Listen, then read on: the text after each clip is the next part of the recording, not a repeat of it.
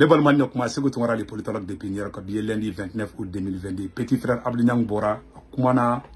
Malion mena boka jabi bonya konana iman la fiale tellement ba donc ka fo ndale mengera la awnya benna ni to de ko corona mali so me beka ya fama ni ko fe ntana ke bli beka ya fama ala kama mayira Malion nadi ni le beka Abdou Niang kele di parce que ne fendo nyina bulo ma se ka nyana bo o jelagi ne be ko kele no jelagi di corona ngana tonida ne kana shinyila de dia al corona da to sebene fleni mali so ambe beka ya fama ni mogo do de beka ne pousser Abdou Niang contre la corona kana tonida Abdou Niang beka communiquer bi ni ko nyuma de do corona kana tonida abeka communiquer ba be faso ci de la Malion na ka soro le segu tungara beka soro su fana kele di ko parce que ma fendo di ne ma corona kana tonida le segu tungara te ka soro su bla sra nyuma de kan ko nyengini ko mali ka hera ka soro Malion ga hera soro tieni trillion konana ne segu tungara ka la nyini odi ne ka la nyini to de ye ube ko ko wore de bo ko fe corona kan ni segu tungara akana tonida akane halagi yani sini dungu gaje fu na ka soro ne kono jelente mali ko de la na ka soro ne tara war del de ke sécurité d'état fanana ntale malla corona ngana tonida ni ne segu tungara tara sécurité d'état de dili war la ka fo ku ga hadia na war tara ne kono aka ken satai corona ngana wari ntone kono corona nga wari ngana fa yani sini che Malion na ka soro ne te ka soro su de me de ka kuma mu fo soro su nyana bi ni tiye de te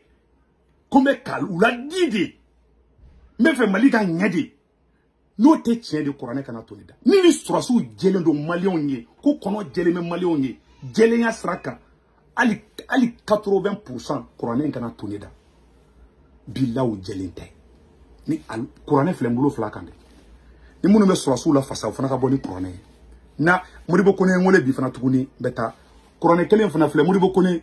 dinte fe ka kuma do fomba fobi muribo kone itoko tiene mun kara mali jolde mpaji sans fait comment mu forima ya nese ku ka bakala ma go mali jolde nga fo mo mi ye kuma mi fone ngena atigi biga SE aba cercle aba amunu yoronna nta tigi to ko fina bi ni tiene ke corona ngana tonida isutara lentew netenda do ga vie privée la netenda do abinyanka zigzagin fana ni Abdou Niang nyangoya de benna ka juguya de fana benela corona ngana tonida fana ko Abdou Niang nyangoya yere de benela ka juguya de bene kono do rete ko juguya corona ngana tonida kuma bana piu ne jeli ne la fiale no wi ne la fiale net au jeli ne te muribo koni ne jeli no maliko la corona ngane faka yani shinije e muribo koni ni ibe maliko kala la ni kono jeli no hali 50% corona ngana tonida hali 50% jeli te c'est la pure vérité il to tient fait bebe ka be kere fo mo odi ne ba be kala ma o ko ne be ka yele ma ngi ma ngoni ngule malambeta ni ne ngule malambeta ndale me ibisa ka bine kono parce que c'est bi maintenant do ika vie privée la walai bi bonya avec ka mo ngum la ka vidéo kene contrôle au lieu démissionner à konou de walai vous êtes des responsables sécurité garder au ka rochila avec ka yere libudo ne be ka muso min tɔgɔ fana fɔ aw ka cercle kɔnɔna ni muso in ni ne be ka galon de nɔrɔ a la n'ale de ma taa galon nɔrɔ ne la ko misiw dira ne ma ko fɛnw dira ne ma n'ale de t'a ko kɔfɛ kuranɛ kana to ne da galon fɛn fɛn nɔrɔ la ne la ni be ka baga muso in ma de kuranɛ kana to n da siksi barabla Abdou Niang bɔra a ye kuma caman fɔ mais ne tɛ don i b'a dɔn ni ne ni mɔgɔ jɛra an bɛ kɛlɛ ne b'i bunte mais ne tɛ don o yɔrɔ kɔnɔ ne bɛ Mali ɲalen de fɛ ne n tale kuranɛ bɛngɛna surasiw juguya tɛ ne kɔnɔ n'aw juguya de bɛ ne kɔnɔ ko juguya fin k'aw juguya yɛrɛ de bɛ ne kɔnɔ ka sɔrɔ Mali ko ta yɔrɔ tɛ Mali ko dimi yɔrɔ tɛ kuranɛ ngana to ne da kuma bana pewu ni ko ko ngata Mali la bi n'aw ye wele surasiw segu na on veut t'écouter ne ma ta kuranɛ filɛ ni a bɛ ni Ala cɛ ndali mɛ ngara la aw bɛ se ka ne faga ne kasange de bɛ bolo ka yala ne tɛ sera diɲɛ mɔgɔ si ɲɛ n b'o fɔ an ɲɛna bi ko et pas bɛ nin mun na nin ye denmisɛnninya ko nun de ka mɔgɔw bila ka bɔ mɔgɔw contrôle la ka mɔgɔw ka sigɛrɛw fɔ aw ye ne ka Abdou Niang b'a aw coro mɛ n'o vidéo fana yira aw la an k'o yɔrɔ lajɛ fɔlɔ Abdou Niang ye kuma dɔ fɔ yan d'abord a y'a lamɛn les faits kan ɲɛ b'u ye hala tɛmɛ mun de bɛ ka Seku Tunkara bila sécurité d'état burujali la Mɔgɔw ɲɛna ko Choguel ko kuma ni fɛn do Choguel kanubaga yɛrɛ tɛ Segu Tunkara ye mɔgɔw tɛ ninnu dɔn den façon minnu do Choguel kanubaga yɛrɛ tɛ a y'o ye muso dɔ bɛ yen a bɛ sécurité d'état la k'an bɛ muso min ma n b'a dɔn parce que a ɲɛna ko a taara delili minnu kɛ a n'o muso de tagara ɲɔgɔn fɛ a ɲɛna n'i ye gundo bɔlen o muso de nɔ don. Voilà. Abnya nya don cogo jumɛn ko ne ni sécurité d'état ye ɲɔgɔn ye malien ne ma fana ko sécurité mara Mali sécurité d'état la ne tile kelen mu de wara la mais ne te détail de di quoi parce que ne yɛrɛ ye sécurité d'état ye quoi parce que ne tɛ se ka bɔ ni nin fɛn ni ne bɛ fɛn caman kalama ko la ne tɛ détail di ne bɛ dan dɔrɔn comme ale ni i b'a dɔn n'an ka kɛlɛ mun ye denmisɛnninya kɛlɛ n'an kɛlɛ dɔrɔn ni ye n ta fɔ n fana b'i ta fɔ ni ye n ta fɔ awɔ ni denmisɛnninya ko nun di a bolo a ye koba de kɛ tan bravo i yɛrɛ lebu wa diɲɛ bɛ tigɛ na wa diɲɛ bɛ tigɛ na fo ka cu i kɔfɛ i bɛ ka fɛn fɔ Tahirba ma o bɛɛ ye kunun kow di i bɛ ka fɛn fɔ ne ma a bɛɛ ye kunun kow di awa tiɲɛ i bɛ ka kuma mun fɔ ne ma sécurité d'état ka yɔrɔ kan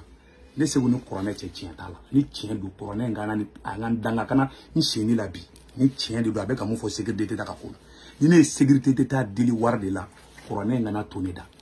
mais ne t'i danga quoi parce que ka di ne to sɔrɔsi wa ka di ne Modibo ko ne i tɛ faso jɔ la non o ye tiɲɛ de ɲɛ kale kuranɛ la wala i tɛ faso jɔ la billahi talahi ne ye faso jɔ la i bɛ ka mun kɛ i t'a kɛ nin bɔra i ka sécurité d'état ko kalama cogo jumɛn ne ma fɔ n k'i y'a fa na dɛ i ka baarakɛlaw de b'a ko la Modibo ko ne ka vie privée ni Mali joliden bɔra n'a ye a fɔra ne ɲɛna avant Mali joliden mais n tɛ don détail la i ko ka di n ye trop i hakili la k'i suturalen don i dalen bɛ lɛfɛ la de mais jamais ne tɛ don logique kɔnɔ moi je suis un responsable ni ala ye jamana d'aw ma a bɛ kɛ responsable di ni mɔgɔw y'aw jogo dɔ fɔ k'a ka fugulan jɛngɛlen dɔrɔn a bɛ vidéoman bila gauche à droite ka b'o tigi contrôle n ko ala ye barika de don ne da la i ma ne kumana dɔrɔn a bɛ paniquer i ma nin bɔra ka sécurité d'état kuma fɔ ne ye ale y'o dɔn cogo di ko ne taara ko ne ni aw ye ɲɔgɔn ye ale mɔgɔ si t'o mɛn ne da réseau sanfɛ mais a y'a fɔ réseau sanfɛ mɔgɔ wɛrɛ fana y'a fɔ a ye kumaw bagolow yɛlɛma de mais ne tɛ kuma la clean quoi ne ko n b'a la clean dɔrɔn ne bɛ don sécurité d'état kumaw la bon ne yɛrɛ don dɔ la a bɛ se ka kɛ don dɔ la ne bɛ mɔgɔ bɛ se k'o kuma ta ka ne kɛlɛ n'a ye bon Abdou Niang kɛ nin bɛɛ tigɛra la hɔrɔn si tɛ jɛ ni nin ye parce que ni n'a jɛra a b'a la kali i b'a dɔn dans la vie an bɛ service ninnu demander ɲɔgɔn fɛ quoi mais kɛlɛ bɛ na diya bɛ na bon e ni mɔgɔ mana kɛlɛ e bɛ bɔ n'o kow ye ne ma bɔ ni Abdou Niang ka ko kɔrɔ si ye ne ko dɔrɔn a bɛ ka silamɛw bila ɲɔgɔn na a fana bɛ na ni prévu de ye k'ale tɛ ka silamɛw bila ɲɔgɔn na c'est le débat a tɛ se débat la o voilà un faux journaliste i b'a diminen ba don i ma ne lafiyalen ya parce que ne b'a dɔn i bi injigamu de bɛ na mɛ dɔrɔn parce que ne b'a dɔn ne jɛlen don ne ne Segu Tunkara ka kɛlɛ n'a jɛlen tɛ passe kuranɛ in kana to ne da ne bɛ ka kɛlɛ mun kɛ bi ni kɛlɛ jɛlen de tɛ ko ne Segu Tunkara ko ne bɛ Mali ko kɛlɛ de la ko manipulation de b'a kɔfɛ kuranɛ in kana to ne da yanni sini cɛ ne jɛlen passe i ko denyɛrɛnin min wolola bi Mali ko la mɔgɔ nɔgɔlen tɛ se ka kɛ ne fɛ namaratɔ tɛ se ka kɛ ne fɛ moi je suis un nationaliste radical wari ko tɛ ne ta ye ne bɛ mɔgɔ min balo diɲɛlatigɛ la n tɛ fɛ ka n da don a ko la ne bɛ ko min kɛ quoi ne Segu Tunkara de la ka miliyɔn 5 ta ka mɔgɔ dɔ kungo ɲɛnabɔ parce que a tigi de la k'an to gɛlɛya kɔnɔ a ka dakuruɲa kelen ne bɔ o gɛlɛya kɔnɔ a ye problème sɔrɔ a ma wari di ne ma dɛ a ye ka dakuruɲa kelen o ne bɔ gɛlɛya dɔ kɔnɔ ne moi je suis très reconnaissant ne bɛ mɔgɔ waleɲuman dɔn trop Abdou Niang ne t'i contrôle la ne bɛ k'i tilen de i gɔlɔnni i b'a fɔ ko i gɔlɔnni don ne bɛ ka marteau da k'i gosi k'i la tilen tiens mon bon petit frère i ko k'i tun bɛ fɛ ka plainte tigɛ ne contrôle la ko bɛn de cerveau d'o tiɲɛ e bɛ tile ka ne nani réseau kan a lajɛ i ye kuma min fɔ ne ma n b'a k'a la maliyɛn bɛɛ k'a mɛn bamananw ko ten ko dunu tɛ bila voilà non nin yɔrɔ tɛ l'État ne t'aime pas parce que l'État n'aime que des imbéciles comme toi. Voilà. Eh ne neni. Ni ma fɔ ko n ye wulu ye i b'a fɔ ko n ye nin ye. Hali sisan bi publication de ka ko ne ye wulu ye. Bon e b'a la k'i bɛ taa convocation tigɛ ne contre la. Ça veut dire que e yɛrɛ man k'i yɛrɛ o. E ne neni Maliki Konate aw bɛɛ ye ne neni. A bɛɛ vidéo bɛ ne bolo. Fo ka diɲɛ wuli Abdou Niang hali ne taara Mali la ne e ye plainte tigɛ ne contre la. Ne tɛ plainte tigɛ contre la diɲɛ kɔnɔ. Faut que diɲɛ wuli ne t'o kɛ ala kana to ne ka plainte tigɛ vidéo ma ɲɔgɔn kɔnɔ hali minnu bɛ ka sara u ka ne buruja ne tɛ plainte tigɛ a si contre la parce que ne ta ye Mali ko di i ma ne ni bɛɛ ni ɲɔgɔn foroko ka tila ka diya parce que an bɛɛ ka vision ye kelen ye fo ni kelen changer an na dɛ dɔgɔ i juguya tɛ ne kɔnɔ mais i jogo de man ɲi ne bɛ k'i la kelen de o dɔrɔn de don awa la lutte continue ni fɛn i bɛ taara hôtel Salam kɔnɔ dɛ ko ne taara hôtel Salam kɔnɔ o kuma ni yɛrɛ fɔ yɛrɛ ko ne taara hôtel Salam kɔnɔ ko minnu kɛra yen nɔ i bɛ fɛ k'i da don i kɔrɔkɛ ka ko dɔw de la i tɛ sabali a bɛna ni ne denmisɛnnin ko ninnu de sa walayi i b'a dɔn mɔgɔ minnu tɛ diɲɛ kalama olu de bɛ tɛgɛrɛ fi kunna tous les gens qui sont responsables a bɛɛ tɛgɛrɛ la bi bon sécurité d'état mɔgɔw sɔrɔsiw n'aw critiquera a bɛ vidéo sara ka mɔgɔ bɛɛ bila ɲɔgɔn na i m'a ni ne kumana il faut être intelligent mais kuma kelen dɔrɔn de fɔ Modibo Kone ani Baniki Jaw ani fɛn na aw yɛrɛ ta kɛ quoi mais aw ka cercle minnu b'a kɛ aw b'u dɔn fana aw b'a kalama sinon Baniki Jaw tɛ mɔgɔ labɔ ne contre la Modibo Kone tɛ mɔgɔ labɔ ne contre la Wake tɛ mɔgɔ labɔ ne contre la n b'o fɔ mais aw kɛrɛfɛ mɔgɔw b'a kɛ aw b'a kalama fana k'u bɛ k'a kɛ mais n'aw ma fɛn k'o la ça veut dire que vous êtes complice Abinang bɛ ka mun kɛ nin aw bɛɛ b'a kalama an ka kɛ Modibo Kone e ma Abinang bila la mais a bɛ k'a kɛ Abinang bɛ ka bɔ a kalama cogo jumɛn ko ne taara sécurité d'état la Mali la Abinang y'o dɔn cogo jumɛn faut k'a fɔ ko ne ni muso dɔ taara muso in d'a fɔ Abinang ɲɛna c'est tellement simple que ça olu bɛ fɔra aw ɲɛna ko muso in ye nafiki de ye bon a filɛ k'aw turu réseau kan ko ne taara aw deli wari la ne y'aw deli min kɛ wari la a ta vocal d'a ma ko fana si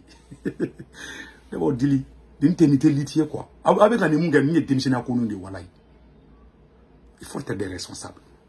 ni nin b'aw la bi aw ni fila tɛ tɛmɛ ne kan Abinang bɛ ka kuma dɔw don aw kunkolo parce que a bɛ kuma la gauche à droite ne ye kuma kelen dɔrɔn de fɔ an na aw dimi bɛ na fɛn damadama dɔrɔn de la aw ni mɔgɔ minnu ye lutte kɛ olu bɛ ka taa kaso la o de dimiya bɛ nin na bi deuxième mois aw ye faso ta k'a kɛ aw yɛrɛ de ta ye aw ni minnu ye lutte kɛ aw ɲinana olu kɔ aw tɛ état ye o Abinang bɛ k'aw bila fɛ aw tɛ état ye o aw tɛ état ye o n'aw nana ka état de an nana ka mɔgɔ dɔ de bɔ yen a ɲɛ jugunin kan mais anw de tɛgɛrɛ fa aw kun pour que aw kana taa kaso la mais anw bɛ taa kaso la aw tɛ kuma n'aw ma digi ne bɛ ka activiste bɛɛ de ka kɛlɛ kɛ Mali jeunesse a ye baara kɛ Ala a ye baara kɛ n bɛ conseil d'a ma a ye baara kɛ walayi tu sais que n'i ye baara kɛ bali ye dɔrɔn i bɛ don kalo i bɛ don ni kalo ko de la Abinang ɲɛ b'a la ne bɛ ka bunten bi mais ni ka lilali ban dɔrɔn a bɛ bɔ ni nin ko ninnu dɔrɔn a bɔra nin kɛ dɔrɔn bɛɛ b'a fɔ Segu bɛ taa non Segu jɛlen don Segu bɛ en pleine forme donc i bagada sini fana n bɛ tasuma da i kan sini tuguni i b'i tilen fali kɔnɔ gɛɲɛ de bɛ n bolo dɔgɔnin gosi gɛɲɛ de bɛ n bolo ne t'aw aw si juguya tɛ ne kɔnɔ walayi Ala aw ne tɛ ka ɲini k'aw détruire ne bɛ k'aw kale de a ye baara kɛ bilahi a ye baara kɛ n'i ma baara kɛ dɔrɔn i bɛ kɛ tan de Ala ka hakili ɲuman d'an bɛɛ ma aw bɛɛ ko ka ne tɔɔrɔ vous êtes mes jeunes frères sɔrɔsiw a bɛ ka nin mun kɛ nin aw kan ka sɔrɔsiw aw kan ka aw kunkolo la baara yɔrɔ dɔ la quoi sɔrɔsi bɛɛ tɛ dɛ aw kɛrɛfɛ mɔgɔ minnu bɛ ka vidéo pousser Segu Tunkara contre la u si tɛ na se ne la ni ne y'a bila dɔrɔn a bɛ taa diɲɛ bɛɛ ne y'a bɛ digi aw la parce que mɔgɔw de b'a lamɛn ni ne bɛ ka nkalon nɔrɔ la a tɛ partager e ma ne bɛ vidéo bila dɔrɔn a bɛ taa fiyewu a bɛ diɲɛ bɛɛ ta parce que tiɲɛ de don aw juguya tɛ ne kɔnɔ et puis ne tɛ ka ɲini k'aw image tiɲɛ non e ma ne bɛ lɛzini na a bɛ na wɔsilen ba a bɛ ka vidéo kɛ f'a bɛ wɔsi parce que kan t'a da o ale ka débat in dɔrɔn de a yɛrɛ bolo sa a ye koba de kɛ tan a bɛ vidéo na bɛ gauche à droite mɔgɔw tigɛlen b'olu la parce que mɔgɔw b'a dɔn k'olu bɛ sara aw bolo de